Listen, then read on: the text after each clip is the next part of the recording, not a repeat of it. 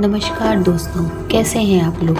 मैं प्रिया, स्वागत है आपका हॉरर स्टोरी बाय प्रिया में। दोस्तों, जैसा कि आप जानते हैं कि मेरा मानना है कि अगर जीवन है तो जीवन के बाद भी एक दुनिया होती है, यानी मृत्यु के बाद भी एक जीवन होता है और इसको वही समझ सकता है जिसने उसे फील किया हो। तो चलिए दोस्तों, शुरू करते हैं आज की कहानी।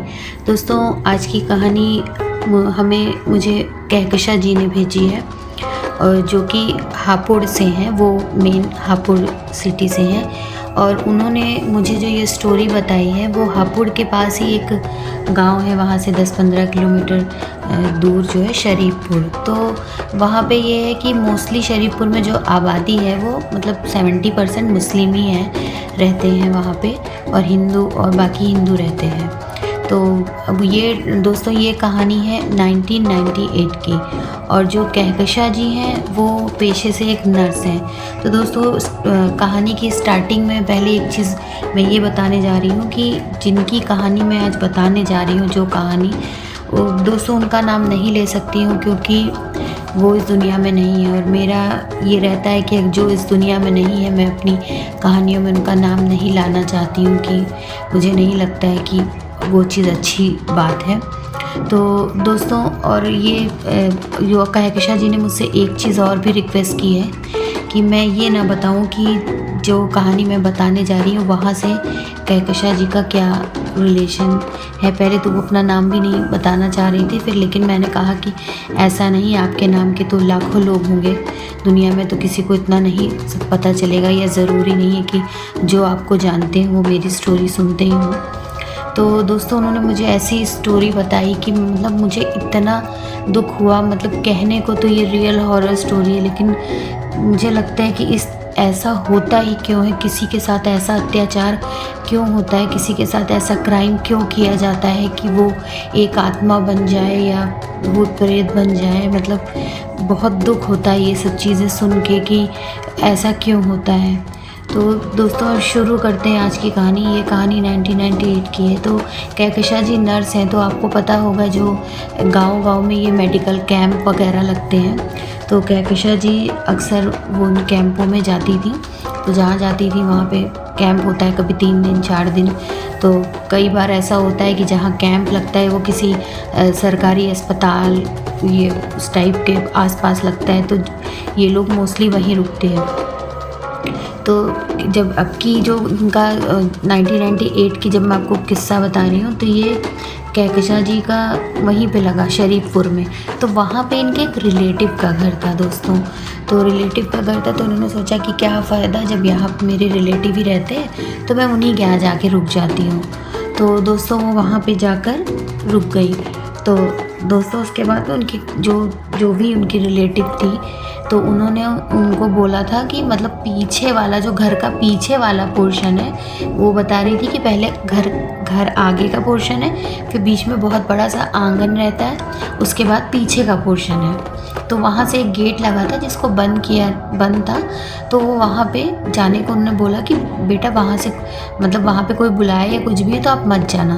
तो जाहिर सी बात है दोस्तों, जिसके साथ कभी ऐसा कुछ हादसा ना हुआ हो तो वो इस चीज़ से वरी नहीं होता है कि हाँ क्या बात है। वो भी उनको लगा पता नहीं क्यों कह रही है, तो वो भी अपना थकी वकी थे, दिन भर कैंप किया था, तो वो सो गई रात में। और हाँ दोस्तों, वो अपने साथ ना अपनी एक और नर्स फ्रेंड को भी लेके गई थी। 2 लोग थी, दोनों लोग कमरे में सो रही थी। तो अचानक से दोस्तों, घर के जो वो पीछे वाला पार्ट था जहाँ पे उनके रिलेटिव ने उनको मना किया था जाने को, वहाँ से ना एक बच्चे की रोने की आवाज़ आने लगी। मतलब बच्चा क्या, वो लड़की, छोटी बच्ची की आवाज़ लग रही थी। तो उन्होंने सोचा कि इतनी रात में, और दोस्तों वही रात के करीब 2-2:30 बज रहे थे, वो बता रही थी। तो बोली कि मतलब वो रो रही थी, तो मुझे लगा कि इस घर में तो कोई छोटा बच्चा है ही नहीं, तो ये किसकी बच्ची रो रही है। तो अच्छा, उन्होंने अपनी फ्रेंड को उठाया, कहा कि देखो यार, और पता नहीं चलो ऐसे ही हम लोग, थोड़ा सा प्यास लगी है, पानी भी पी आएंगे जो है। तो वो लोग जब उठी तो बच्ची के रोने की आवाज़ आ रही, देख रही हैं चारों तरफ, कुछ दिख ही नहीं रहा। वो आवाज़ दोस्तों उसी पोर्शन से आ रही थी जहाँ पे उनको जाने को मना किया था। तो उन्होंने कहा कि लग रहा है कोई बच्चा गलती से वहाँ पे बंद हो गया है, ये इसीलिए मना करती है उधर जाने को। कोई बच्चा गलती से बंद हो गया और वही रोए जा रहा है। तो वो अपनी फ्रेंड से बोली कि चलो वहाँ चल के देखते हैं कौन बच्चा रो रहा है, कोई लग रहा है बच्चा वहाँ बंद हो गया। तो दोनों लोगों ने, दोस्तों जाहिर सी बात है गाँव में इतना लाइट वाइट हर जगह तो जलती नहीं है कि रोड लाइट और वो सब हो।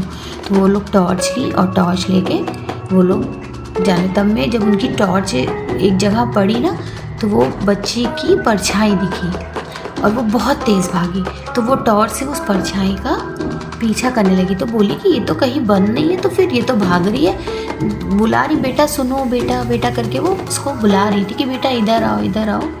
दोस्तों तो वो बच्ची मतलब रुक नहीं रही थी, वो इधर से उधर, वो भागते भागते उनको उसको उस पोर्शन में ही ले जाना था, तो इसलिए वो उधर भागी। तो फिर ये लोग उधर गए, कहीं कि या ये बच्ची तो परेशान कर रही है, तो दिन भर का ड्यूटी किया, थके हुए हैं, कल सुबह फिर 7 बजे ड्यूटी ज्वाइन करना है और ये रात में ये हो रहा है। तो वो जो उनकी फ्रेंड थी तो बोली कि तुम अपनी रिलेटिव को बुलाओ, बोलो कि यहाँ पे बच्ची फंसी करी है यार, फिर उधर जाओ देखते हैं कौन है बच्ची, या कोई लग रहा है शैतान बच्चा है। तो फिर वो लोग उधर, वो दरवाज़ा जो एक था ना दोस्तों, वो ने देखा कि वो बंद था और उसमें बाहर से कुंडी लगी हुई थी और उस पर कुछ तावीज़ उवीज़ जैसा होता है वो कुछ बना हुआ था। तो उन्होंने सोचा अभी तो वो बच्ची इसी दरवाजे से अंदर गई है और अभी ये कैसे बंद हो गया। तो फिर उन टॉर्च लेके ढूंढने लगी कि कहीं ऐसा तो नहीं कि अगल बगल कोई और दरवाज़ा हो।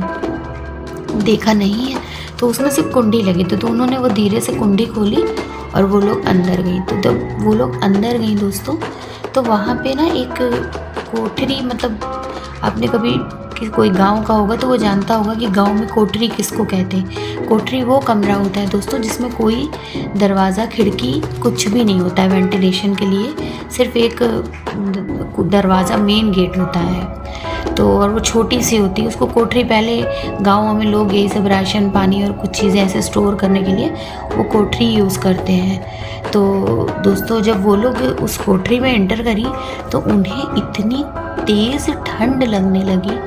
उन लोगों ने सोचा कि मतलब इतनी ठंड क्यों लग रही है। तो उन्होंने सोचा कि हो सकता है ये बंद हो काफ़ी टाइम से, या इसमें वेंटिलेशन ऐसा कुछ खिड़की दरवाज़ा नहीं है, इस वजह से लग रही है। क्योंकि वो दोस्तों एकदम गर्मी का महीना था, वो मई जून का आई थिंक महीना था। तो वो लोग, उन्हें बहुत तेज़ ठंड लगने लगी।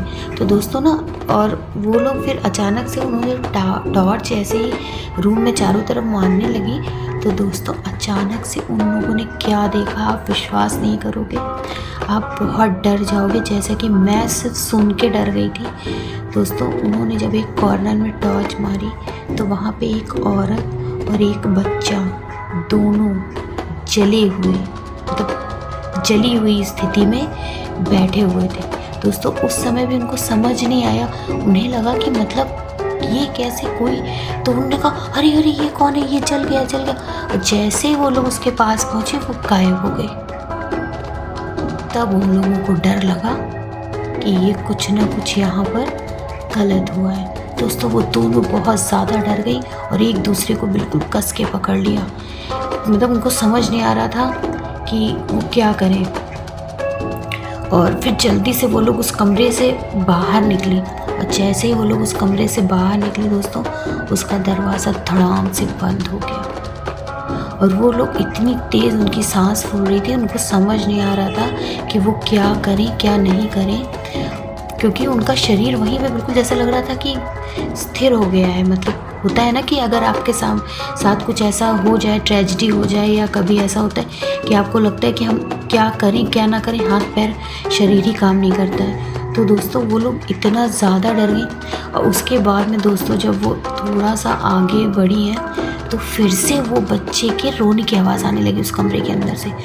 तो वो लोग समझ नहीं पा रही थी कि मतलब ऐसा क्या हुआ यहाँ पे, ऐसा क्या चीज़ था, क्यों ऐसा था कि मतलब इस तरह से एक औरत और बच्चे की मतलब जली हुई स्थिति में उन्होंने देखा उनको, और फिर वो गायब कैसे हो गई थी। ये तो उनको समझ में आ गया था कि ये कुछ अलग ही चीज़ है जो मैं नहीं समझ पा रही हूँ।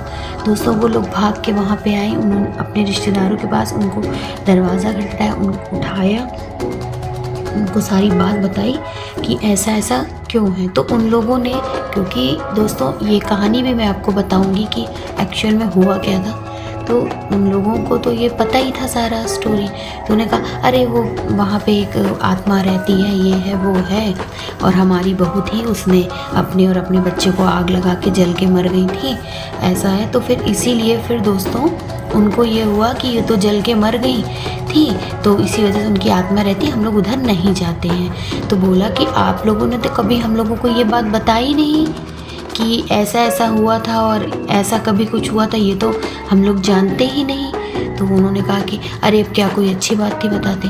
तो दोस्तों उसके बाद वो लोग वहाँ से अपना किसी तरह बस रात काटी और सुबह वो लोग अपनी ड्यूटी पे चली गई। और दोस्तों पूरा ड्यूटी भर में पूरा दिन उन दोनों के दिमाग से, कहकशा जी और उनकी सहेली के दिमाग से ये सब चीज़ें नहीं निकल रही थी। और दोस्तों ये स्टोरी जो है दोस्तों, ये उस समय होता है कि मतलब ये शायद न्यूज़पेपर वगैरह में भी निकली थी बाद में, लेकिन ये था कि गाँव में कोई इतना किसी को वो करता नहीं है कि हाँ सब आपस में मिलजुल कर ही रहते हैं, इस वजह से कुछ ऐसा हो भी नहीं पाया कि कौन मरा, क्यों मरा, पुलिस को कंप्लेन, कुछ नहीं। दोस्तों रियल में स्टोरी तो कहकशा जी ने बोला कि उन्हें भी सच में नहीं पता है, लेकिन जहाँ तक आस पड़ोस के लोगों से जब उन्होंने बाद में पूछा तो यही पता चला था कि दहेज के लिए ही उन्हीं जो उनके रिलेटिव थे उन्होंने अपनी बहू को जला के मार दिया था। और उसी अपनी माँ को बचाने के लिए वो बच्चा भी माँ के पास गया और वो भी जल के ख़त्म हो गया था। तब से उन दोनों की आत्मा वहीं पर उसी कोठरी के आसपास ही रहती है, इसलिए वहाँ कोई जाता नहीं है दोस्तों। इसीलिए सोचकर दुख लगता है कि कैसे मतलब गंदे घटिया लोग होते हैं जो इस तरह से करते हैं। मैं कहती हूँ तुम्हें दहेज चाहिए, कुछ भी है, तुम मारो मत, उसे छोड़ दो। सोचिए उस औरत, उस बच्चे पे क्या बीती होगी जब उनको ज़िंदा जलाया गया होगा। तो दोस्तों कैसी लगी आपको मेरी आज की कहानी? मैं अच्छा तो नहीं कहूँगी, लेकिन मुझे खुद भी बहुत दुख हो रहा है कि इस तरह से किसी के साथ भगवान कभी ना करे। और मैं ऐसी और सच्ची हॉरर घटनाएं आपके सामने लेकर आती रहूँगी और चाहती हूँ कि जो भी ऐसी भटकती आत्माएं हैं उनको मुक्ति मिले, और जिन्होंने उनके साथ कभी गलत किया है उनको सज़ा भगवान ज़रूर दे। और दोस्तों अगर आपके पास भी ऐसी कोई कहानी है या आपके आसपास भी ऐसी कोई घटना होती है तो आप मेरे साथ ज़रूर शेयर करें, मैं आपकी कहानी दुनिया के सामने लाऊंगी।